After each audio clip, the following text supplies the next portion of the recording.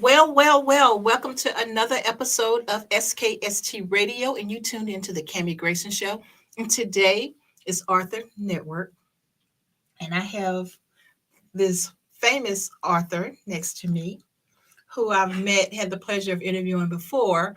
And he's just a family member right now of SKST because he's been here. He's no stranger to SKST.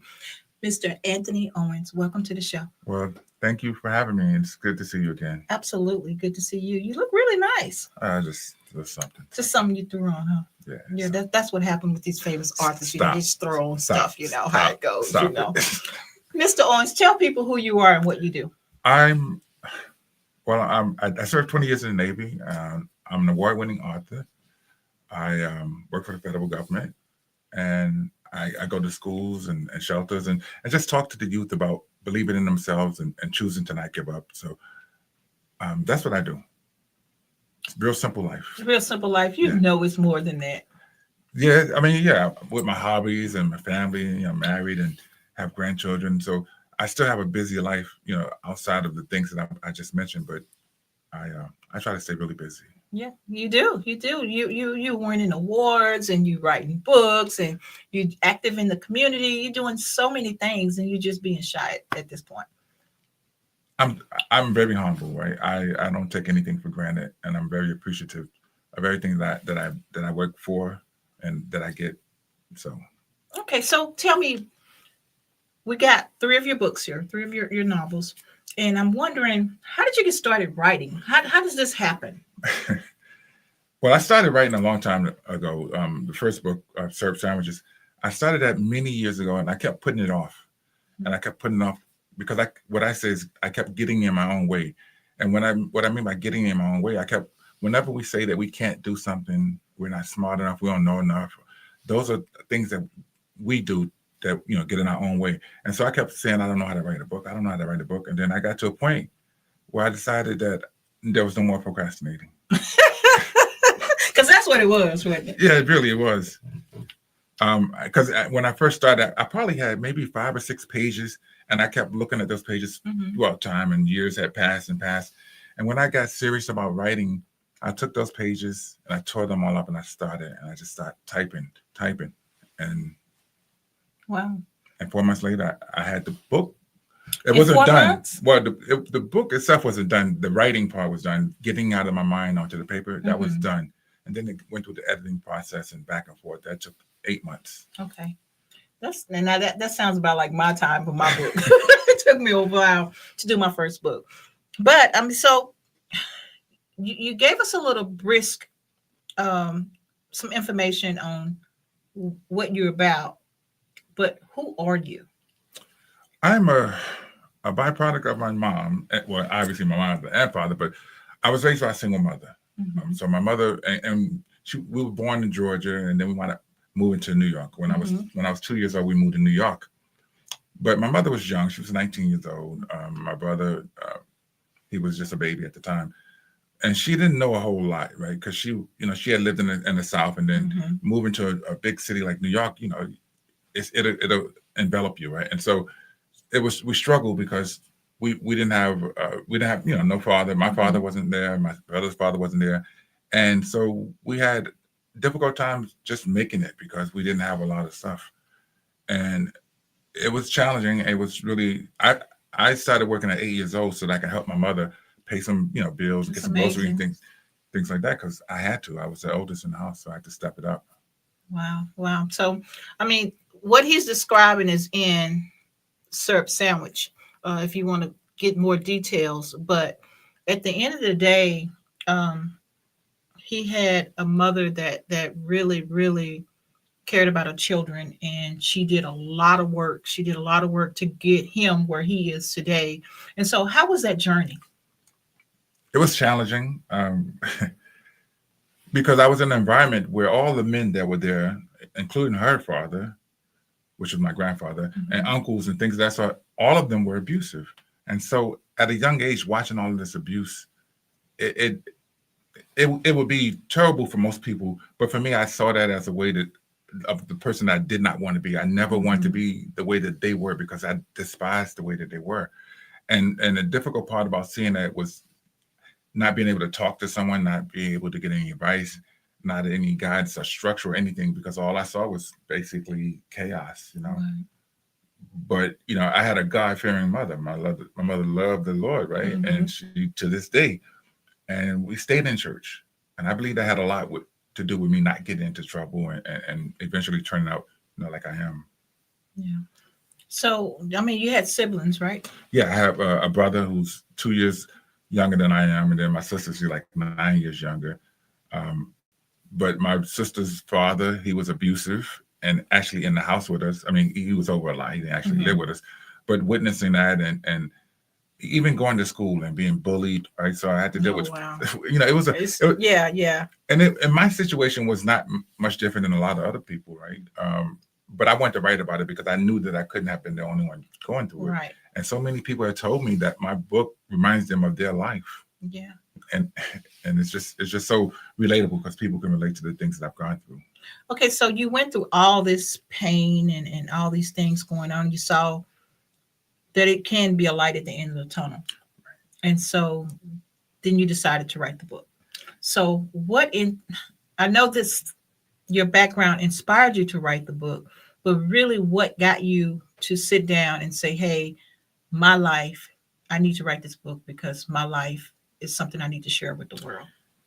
I think the pandemic did it Okay. because during the pandemic, there were so many people who had lost loved ones.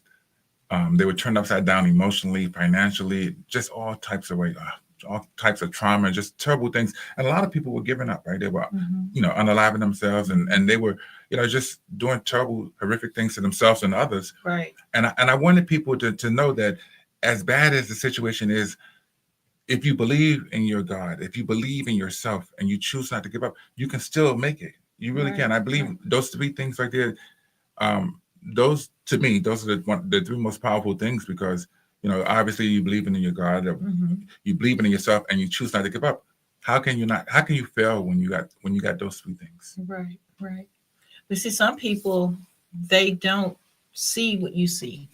They don't see what you have. But by you writing this book, I think the people that you mentioned, oh, this is my life. I see my life in these books. I think you gave them inspiration and I mean, that has to make you feel good.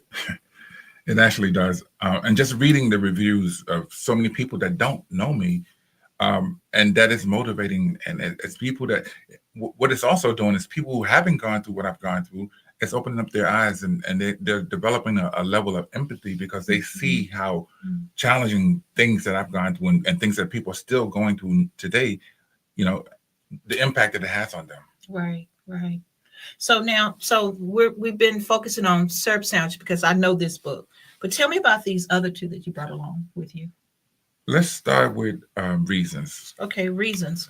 Okay, guys, you can't really see Reasons because it's green in our green screen. However, here's the back of it. And how can people get this book? All of my books are available on Amazon, Barnes and Noble. They're all available in all formats, including Audible, so you can actually listen to them. And it was important for me to get all of my books on Audible because I know that we all have busy lives. Mm-hmm. And sometimes people just don't have time to sit down and read a book. But Audible allows them to go to the gym, work out, do whatever they want to do and still listen to the book. Mm-hmm. And it's really doing well with people who just don't have the time. Right. So let's tell us about Reason. So the back of it, if you read the back, it's interesting. So basically, Reasons is about a man who is married. Mm-hmm. His wife is brutally unalived, and he has a child. And so when his wife is unalive for a couple of years or whatever, a lady comes back and says, "Hey, I got some information about what happened," and so now he's trying to figure out what's going on. Come to find out that his wife may have had an affair on him, and the kid may not be his. Oh wow! And the person that she was having an affair with, he was a retired cop, used to be a police officer. So a lot of stuff is really murky because they cover up a lot of stuff sometimes. And so it's a suspense thriller, love story. It's a number of different things. And just listening to some of the reviews and just talking to some people, they really enjoy it because it's not predictable. It's not like a lot of movies that you see where you know what's going to happen next and things of that sort. Right. So, and that's what I want to do. And the reason why I even wrote it is because I wanted to challenge myself. I wanted to try to do something different because I'm so used to dealing with factual stuff. Serve sandwiches is all facts. Exactly. All about that was exactly what I was going to ask you. How did you get to this? I wanted to. I didn't want to just be a one-trick pony, if you know what I mean. I wanted to challenge myself to see if I had that creativity in me to just do something different. Right. And so it was a personal thing for myself because I wanted to just see if I could do it, and I did it. And so once again, if you put your mind to it, you really can. There's a number of things that you can accomplish. And so that was one of those things that I just wanted to do, and I did it. And I might do a part 2 to it. Okay. So this is the one that I got to get next. Then. Yes, no doubt. It has some SCX in it, and it's for grown folks and stuff. But I wanted to. So this one, Serve Sandwiches, anyone can read it, right? Right. I mean, people have gotten it and read it to their grandchildren and things of that sort. But Reason is more for an adult because of the stuff that I talk about. But it's not like, so graphic. It's a really good read. I think you'll enjoy it. Okay. I'm looking forward to this. And now we have one more book I want to bring to the forefront before the break. Fatherhood Matters. Tell us a little bit about that. Wow. So that's another book that's near and dear to my heart because not having a father when I was growing up, I used to wonder, did my father love me? Was he not there because of me? Why didn't he reach out to me? Why was he not there? And so those are things that a lot of children, when one of their parents are not there, have to deal with. And the child shouldn't have to go through those things, right? Those thoughts and those things that, that's probably they think about a lot. And my brother and I, we used to talk about it from time to time. And so I wanted to write about Fatherhood Matters because I wanted it to be a call to action for men, to let them know that we as men, we have to be active. We have to be present and engaged in our children's lives. And when we're not doing those things, it makes a huge difference. Right. Just because a father's in the home, that doesn't mean he's active and present. I mean, he might be present just because you see him, but not active. He's not doing anything. Absolutely. He's not developing. He's not encouraging. He's not motivating. He's not doing any of the things that he should be doing as a father. And I want men to know that it makes a big difference because these children, daughters and sons need their fathers. Well, let me ask you this, and this is just a Cami question. Now, when a parent is not in the household, why do you think that child think it's about them? Is it because that other parent didn't instill that you are still your person, you still can be the person who you need to be without that person? Why does a person take on that burden of that other parent not being there? Because there's a level of loneliness there. There's a level of missing something, right? You have one parent there, and you would like to have the other parent there because maybe there's other people that you go to school with or that you see that have both their parents, and you always wonder, what is that like? How does that feel? What does it look like? And so it's hard not to say, it bothers me. It's hard to say I'm not going to think about it because you do, right? And when the things that my brother and I was going through, we were going through so many different tragic events. Oftentimes we didn't think about it a lot because we had to prepare for the next upside down event, right? So, but that's a really good question. Well, only because you had younger siblings, and so you and your brother shared that. Your sister's dad was somewhat around, right? Yeah. And so she doesn't feel the same way you guys feel. Because her father was there, even though he was a bum, not a bum, but a bum, yeah. Okay. And he was abusive. So anytime you're abusive, you're a bum. I don't care. But so, and just I don't really know how she feels because I haven't been able to talk to her on that level. Same thing with my brother. So, everybody has a different emotional intelligence level, right? Some people have it, some people don't. Right. And so, I really can't tell you what she thinks or how she feels, but she might have felt like, at least my father's around. Okay. Well, guys, we're going to take a quick break and we'll be back after these messages.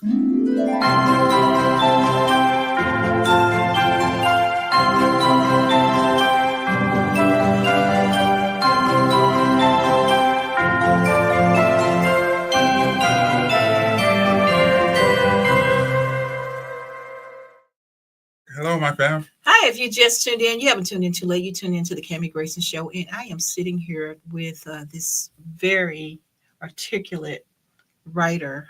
He goes by the name of Anthony Owens, and we're just learning about his books and things that he's done.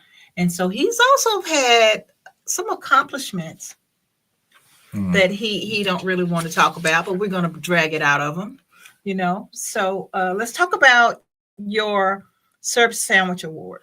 So, Service Sandwiches was awarded the Eric Hoffa Award. It was awarded the Next Generation Indie Award winner. Okay. And the memoir category for BIPOC, which is Black, Indigenous, and People of Color. Okay. Service Sandwiches came in first place. It recently won another award with the 2024 International Impact Book Awards, and that it won in 3 categories. It won in life experiences, the memoir category, and the motivational category. Wow. Yeah, and recently I was honored at the Black Men 2024 Black Men Rock Image Awards. Okay. As the author Now, of which the year. one is that? For the Service Sandwiches, the one on the right hand. No, the one on the right hand is for the Image Award, for the Black Man Rock Image Award on the right hand side. And the one on the left is the one for the International Impact Book Awards. And both of those awards, like the one on the right, the Black Man Rock, that one is heavy. The base is marble. It's like 4.5 pounds. Woo. And the other one is glass, and that's like 6.5 pounds. So this is not like some cheap stuff. It really is that great you award. get from the award thing. This is real stuff. This is real stuff. Yeah. And so, and speaking of awards, Father Matters. My most recent book has won an award as well. Okay. And also from the 2024 International Impact Book Awards, and it won in the category called Family. Wow. Yeah, and that's fitting too, because I talk about all of the different dynamics of parents and fatherhood and just even from different races and all. So it's very inclusive. So it's not just like one race, So it talks about the roles that men play and all these different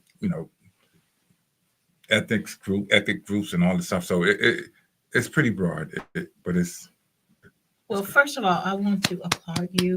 Oh, thank you so much. If I had my hat on, I would be taking my hat off to you. But I want to applaud you because, you're out there, you're doing it. You're moving, you're shaking, and you're about making a change. And so thank you so much for bringing us these stories and these books. And I know you're just getting started. I know you're just right at the edge, just getting started. So. But no, really, Cammie, I said that I wasn't going to do any more books after Fatherhood Matters. You said. Well, I said that, right? And then when people started asking me about, the reasons, part 2 to it, I started, hemming and hawing. I was like, maybe. And then I'm at the point now where I think I'm going to just got to do a part 2, but I'm going to give it a little time. Yeah. Well, you know what? Don't stop. I mean, whatever the muse hit you, whatever God lays on your heart to do, don't hold it back. So, well, thank you. And let me point out something that's not here. I've written a children's book. It's about bullying because I experienced bullying myself. Yes. Right. It's called Raw Power. And so after I wrote that book, I wanted to do something a little bit different because I always try to think outside the box. I took Raw Power and I took out all the graphics, all the colors in it, and I made it a coloring book and I added some more pages in the back for the children to color. So the story is still there, but now the children can color and everything. So there's a coloring book for Raw Power as well. Raw Power. I love it. And then for Service Sandwiches, I did a workbook. Okay. For the students and just people in general. And what the workbook does, it allows them to read, like maybe for every chapter, maybe 2 paragraphs, and then there's 10 multiple choice questions, and then an area for them to fill in their thoughts and their ideas. So it's like it's a workbook. So it's a work study. So book. what has your feedback been on the workbook? Oh, people love it because it gives them opportunity to because a lot of times when you read these different chapters and the things that's in the book, you have your own ideas, your own thoughts about it. Like, what did I do when this happened to me, right? Because like I said, it's so relatable. What would I have done if it happened to me, right? So different scenarios that play through people's minds when they read the different chapters of the book. Wow. So, okay. So we know we're going to get a sequel to Reasons. And we're going to do I'm working on a workbook for Fatherhood Matters as well. okay. So so after these two, what are you doing? A total different project? Are you working on, got something in the works for that? Or? Well, yeah, I would like to. I'm working on a movie script. See, I knew it. See, I knew it. Tell us about the movie script. Come on. Well, I have the pitch deck. I have all the stuff that I need. I want to get it to a point where I can just start push it to the different agencies and see who will bite. You know, one thing about writing a book, most people would like to go through the big box agencies, the literary agents, but that's really a tall task because a lot of times you got to know someone. It's really tough. And so I initially, when I first started with Serve Sandwiches, I submitted all my queries and proposals, all these different things that they ask for you to submit to them. They'll look at that and they'll make the determination of if they want to read the book or see your manuscript. And they kept saying no to me. No, thank you. And their quote is, it's not a good fit. This is what they always say. It's not a good fit. That's a catch-all, right? And I got tired of that. So I just did my self-publishing. So all of my books are self-published. I have a video trailer for every book, including the children's book. Okay. I put all the marketing, everything. I've just been doing it on your own. On my own. So how would a person go about writing a book? What is the process? Can you walk us through that? Well, yes, I can. Having gone through what I've gone through, first of all, don't get in your own way. And what I mean by that, don't tell yourself that you can't do it, that you don't know how to write a book. So I'm not going to do it. I don't know how to write a book. That's what they say. As a writer, your biggest thing that you have to do is get it from up here to here, to the keyboard, to the paper, wherever you're going to put it. Right. Because that's the biggest part. And every chance that you get, no matter how small, if it's just one page, one sentence, one paragraph, put it down, write it, and then just come back. So fortunately for me, I've never had writer's block. Because I was just thinking that. What do you do when you have writer's block? You stop and you get your butt up and you continue doing, and then thoughts will come to you. And then when you get the opportunity, go back and do it again. Not everybody's going to be able to sit there and just keep going. Right. Because that's sometimes the muse doesn't hit that way sometimes. Right, it doesn't. So my biggest thing to people who are interested or remotely interested in writing a book is to get the thoughts out of your head and write them down. Once you do that, you'll see that at the period of time, you got all these different pages, all this stuff together. And then that's where the process started, because your editors will hopefully move things around, content development, just different stuff where you can move the paragraphs, move the wording. That's all the editing process. Once that's done, then now you pretty much got the book. Now you just got to get it published. Wow. Okay, so I don't want you to leave today without people knowing how to get in contact with you. Well, the easiest way, and instead of going straight to Amazon and looking for all of the books, I tell people just go to my website, www.ant, My name is Anthony Owens, so I tried to make the site as easy as possible. www.antowens.com. And once you go there, you'll see a link that says books. You'll click on it. All of my works will be there. You'll read about each of them. And at the very bottom, the link will take you straight to Amazon. You can purchase anything that you like. I absolutely love it. So inspiration. You are such an inspiration. Well, thank you for saying that. Absolutely. I'm definitely trying to, my goal is to try to help people help themselves. Right. And I wholeheartedly believe that if you believe enough in yourself, you'll make some changes and you'll do the things that's going to be right for you and your family. Right. Absolutely. So I'm excited, guys. I have one book that I got to purchase so I can catch up, because he got 3 books here and I'm behind 2 books. So I got to catch up. So, but it's exciting to have you here again. Like I said, SKST is your spot. And so, if you ever need us, we're right here. Well, I look forward to coming back again. I enjoy coming here. I enjoy the fact that, the hospitality is excellent. And thank you for having me. It really is a treat. Absolutely. So we want to thank everyone here at SKST Radio, our engineer and the people that make this possible. And we want to wish you all a happy and safe holiday season. Happy holidays, everyone. Bye for now, guys. Bye-bye.